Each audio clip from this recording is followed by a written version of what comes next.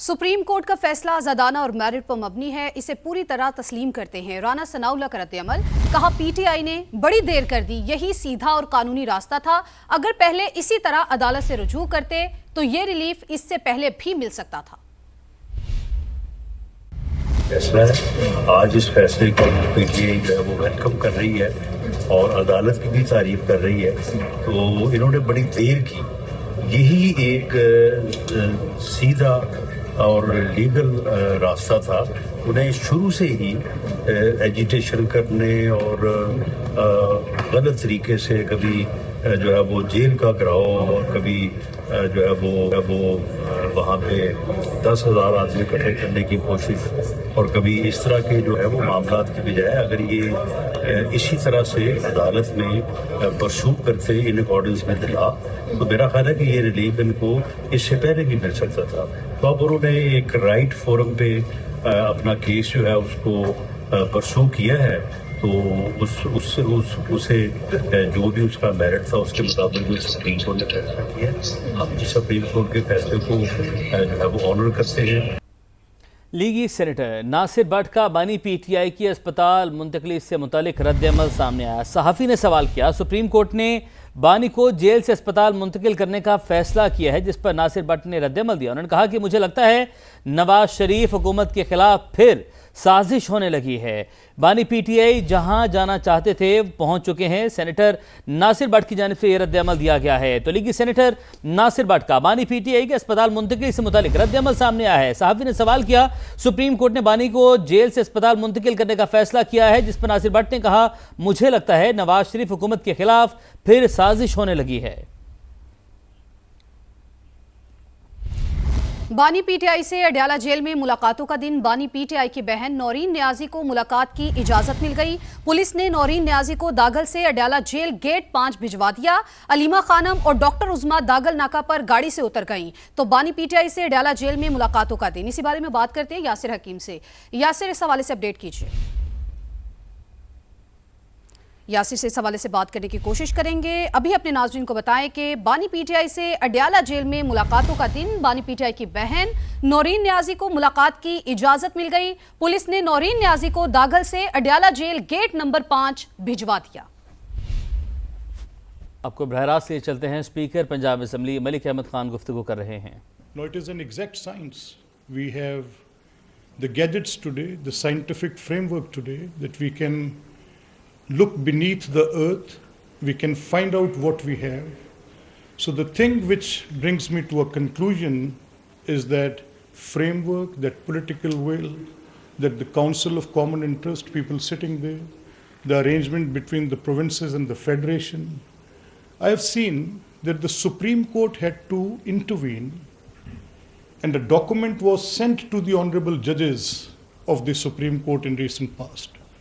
Now, this is the most bizarre suggestion which one can make, that before signing a contract, it is being sent to the judges of the Supreme Court to go through it, that if any challenge comes in tomorrow, this is the contract we are having, and our international partners should not be bothered with that.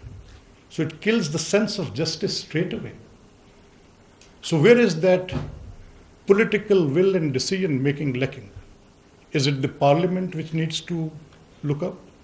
Recently, I've gone through the details when our provincial laws and the federal laws, and after the interest of the SIFC and the focus coming on our mineral resources and their extractions and their contracts and their agreements. So we went through the labors of seeing that what the federal laws say and what the provincial laws say and how we can harmonize them, that there are these all good bench lines are met with of predictability, of contracts being enforced, no changes coming in afterwards, the changes of the government, and finally we just passed those laws after a very detailed and lengthy and exhaustive debates in the assembly. And people had their questions. A question came whether there are forests, and if we have to uproot those trees and those forests for mining those minerals, is it good for the environment? Questions, such like questions, having huge impact And those were no easy answers to those propositions. Those have to be talked and dealt with. And ladies and gentlemen, my 2 cents on this proposition is that the institutions such as we are standing in here, the standing committees of the parliament and the respective assemblies, the academia, those who are producing our geologists, our universities, they all have a huge appetite for the correction, for putting the course right. They all want to do that. I have been hearing it very loudly. And I have come to a point that the thing which we are missing is political consensus. And political consensus is a far-fetched idea if there is a disparity into it, if it is not placed at the right forum, if the decision making is not left to the ones which the Constitution actually promised. If that doesn't happen, nothing will happen. It has to be understood. Lahore में speaker Punjab assembly Malik Ahmad Khan तकरीब से खिताब कर रहे हैं। उन्होंने कहा कि अवामी मसाइल का हल कानून साजी, शफाफियत, मौसर तर्ज हुक्मरानी से मुमकिन है।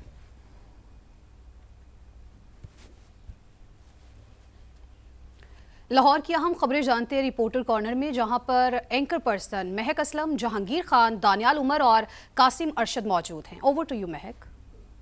अस्सलामुअलैकुम जी, इट्स मी महक असलम। लाहौर से रिपोर्टर कॉर्नर्स में आपको वेलकम करेंगे। मेरे साथ इस वक्त लाहौर के मायानाज रिपोर्टर्स मौजूद हैं और अपनी अपनी बीट में इनको बहुत कमांड हासिल है। मेरे साथ जहांगीर मौजूद हैं, मेरे साथ कासिम अरशद मौजूद हैं और दानियल उमर मौजूद है। तो ज़्यादा वक्त लिए बगैर इनकी तरफ बढ़ेंगे और इनको वेलकम करेंगे रिपोर्टर कॉर्नर्स में।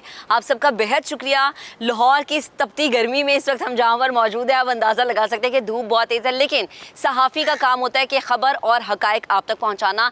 तो ना सिर्फ लाहौर बल्कि पंजाब में इस वक्त क्या सिचुएशन है अवामी मसलों को लेकर और स्पेशली अवाम के मुहाफ़िज़ों की क्या इस वक्त सूरत हाल है, क्या इस वक्त माहौल है लाहौर में, पंजाब में, वो सब कुछ आप तक पहुंचाएंगे। हम स्टार्ट करेंगे दानियल से। दानियल, मुझे ये बताएगा, आप हेल्थ की बीट को कवर करते हैं, ख़बरें ये आ रही हैं कि जी हेल्थ के शोबे में एक तो चोरियाँ बहुत ज़्यादा हो रही हैं, इल्ज़ामात हो रहे हैं, लेकिन सबूत कहीं सामने नहीं आ रहे। सरकारी अस्पतालों में जब अद्वियात चोरी होंगी, स्टंट चोरी होंगे, तो फिर हम कहाँ पर खड़े हैं? देखिए महक, बहुत शुक्रिया आपका। पंजाब हुकूमत बहुत सारे दावे करती है कि वो सेहत के शोबे में एक बड़ी तब्दीली लेके आ रहे हैं, मगर इस तरह के वाक़यात जो है वो पंजाब हुकूमत के असल में जो दावे हैं उनकी हकीकत बयान कर देते हैं। 2 रोज़ पहले गुजरांवाला का जो टीचिंग हॉस्पिटल है, वहाँ से लाखों रुपए की अद्वियात चोरी हुई एक निजी गोदाम से गुजरांवाला में मिली। जब FIA ने वहाँ पर रेड किया, वो सरकारी अद्वियात थी, अस्पताल से बाहर किस तरह से निकली इस बारे में किसी को भी मालूम नहीं है। और ये लाखों रुपए की अद्वियात को ओपन मार्केट के अंदर फ़रोख्त किया जाना था, इन्होंने मेडिकल स्टोर्स के ऊपर जाना था। इन अद्वियात के अंदर एक बड़ी तादाद में एंटीबायोटिक समेत मुख्तलिफ जो दवाइयाँ हैं वो शामिल थीं। इसी के साथ साथ आज म्यू अस्पताल में तकरीबन 1 माह कबल एक वाक़या पेश आया था, जब जो म्यू अस्पताल के MS हैं उन्होंने CCTV फुटेजेस जारी की थी और ये इल्ज़ाम आयद किया था कि म्यू हॉस्पिटल से करोड़ों रुपए के स्टंट्स और कार्डियक बैलून्स चोरी हुए हैं। और उन्होंने इल्ज़ाम लगाया था यंग डॉक्टर्स के ऊपर कि यंग डॉक्टर्स ने ये तमाम तर चीज़ें चोरी की हैं। इस पर इंक्वायरी कमेटी तश्कील दी गई और उस इंक्वायरी कमेटी में अब ये बात सामने आई है कि यंग डॉक्टर्स ने ये कार्डियक स्टंट्स और कार्डियक बैलून्स नहीं चोरी किए थे।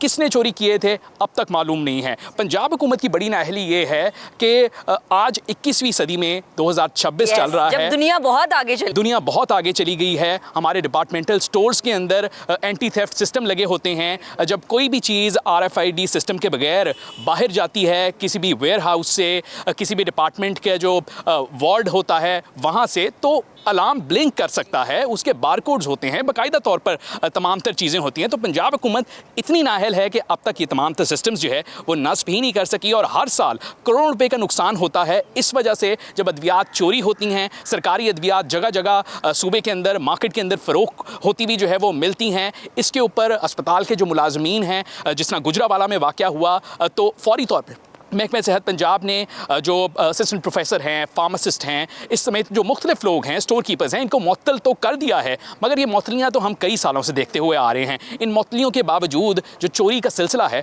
वो आखिर रुक क्यों नहीं रहा, ये एक बड़ा सवाल है। बिल्कुल, और इस सवाल का जवाब जानने के लिए हम कोशिश करेंगे कि दानियल आप मजीद चीज़ों को डिग आउट करें, ताकि नेक्स्ट टाइम जब हमारा रिपोर्टर कॉर्नर्स हो तो मैं आपसे जानूंगी ज़रूर कि क्या कोई चोर पकड़ में आया भी है या अभी तक भी यही खबर है कि जी सिर्फ इल्ज़ामात आयद हो रहे हैं। हम ज़रा चलते हैं हम कासिम अरशद की तरफ। कासिम, इस वक्त आपका जो मैं हाल देख रही हूँ, स्वेटिंग हो रही है। आपको यही हाल हमारे शहरियों को होता है जब लंबी लंबी तवील लोड शेडिंग होती है। ना सिर्फ अंदरून शहर यानी चुंगी अमर सदू या दीगर मैं अंदरून शहर की बात करूँ, बल्कि हम देख रहे हैं कैवलरी में, गुलबर्ग में भी गैर एलानिया और एलानिया लोड शेडिंग। अच्छा देखें, एलानिया तो बर्दाश्त हो जाता है, जो गैर एलानिया होते हैं ना उस पर फिर हम कहते हैं कि यार कंप्लेन कहाँ करें। और जब कंप्लेन की जाती है पहले तो बस फ़ोन नहीं उठाए जाते, लेकिन जब फ़ोन उठा लिए जाते हैं तो कहते हैं जी ठीक है बस थोड़ी देर में हम ठीक कर रहे हैं। तो कहाँ पर ग्लिच आ रहा है, ये इतनी ज़्यादा लोड शेडिंग क्यों हो रही है? शुक्रिया महक। देखें, सबसे बुनियादी जो चीज़ है वो ये है कि हुकूमत की तरफ से किसी किस्म का कोई एलानिया लोड शेडिंग नहीं है। पहले तो एक ये चीज़ वाज़े हो जाए कि कोई एलानिया लोड शेडिंग या कोई शेड्यूल्ड मुतारिफ़ नहीं कराया गया कि इतने से इतने घंटे के दौरान जो है ना वो लोड शेडिंग होगी। अब हम आ जाते हैं लाहौर की तरफ और लेस्को की तरफ। अब सूरत हाल जो है वो ये है कि इस सिनेरियो के दौरान फोर्स्ड लोड शेडिंग की जा रही है। फोर्स्ड लोड शेडिंग का लफ्ज़ मैं इसलिए इस्तेमाल कर रहा हूँ कि लेस्को ये बहाना करता है कि हम अपने सिस्टम को बचाने के लिए कभी कोई ग्रिड बंद कर देते हैं, कभी कोई ट्रांसफार्मर बंद कर देते हैं, कभी किसी इलाके की बिजली बंद कर देते हैं। अब फोर्स लोड शेडिंग तो यही होगी ना कि किसी एक छोटे से इलाके में कोई प्रॉब्लम आएगी तो बंद हो जाएगी। Exactly. यहाँ सूरत हाल जो है ये कि जैसे ही गरूब आफ्ताब होता है तो उसके बाद आम जो टाइम है वो 9 बजे से लेकर 11 बजे तक की लाइट जाती है लाहौर के मुख्तलिफ इलाकों में। इसमें अंदरून शहर के इलाके हैं, इसमें पोश इलाके भी हैं, गुलबर्ग का इलाका है, वॉल्टन का इलाका है, मतलब इसके अलावा दीगर जो पोश इलाके हैं वो भी इसमें जो है वो इससे बाहर नहीं है। जौहर टाउन हो गया, मॉडल टाउन हो गया, जहाँ पे आप कहते हैं कि चलें ठीक है यहाँ लाइट नहीं जा रही, लेकिन ये जो वो आप कह रहे हैं ना, जो आपने टाइमिंग बताई है बड़ी मैटर करती है। क्योंकि जब हम लेस्को से बात करने की कोशिश करते हैं वो कहते हैं जी बड़ा प्रेशर होता है इस टाइम। तो दिन भर जो लोड शेडिंग है लाइट नहीं आती तब कौन सा प्रेशर होता है? अच्छा, दिन में ये लोग क्लेम ये करते हैं कि दिन में लोगों ने चूँकि सोलर पैनल लगाए होते हैं, दिन में हमारे पास डेफिसिट नहीं होता।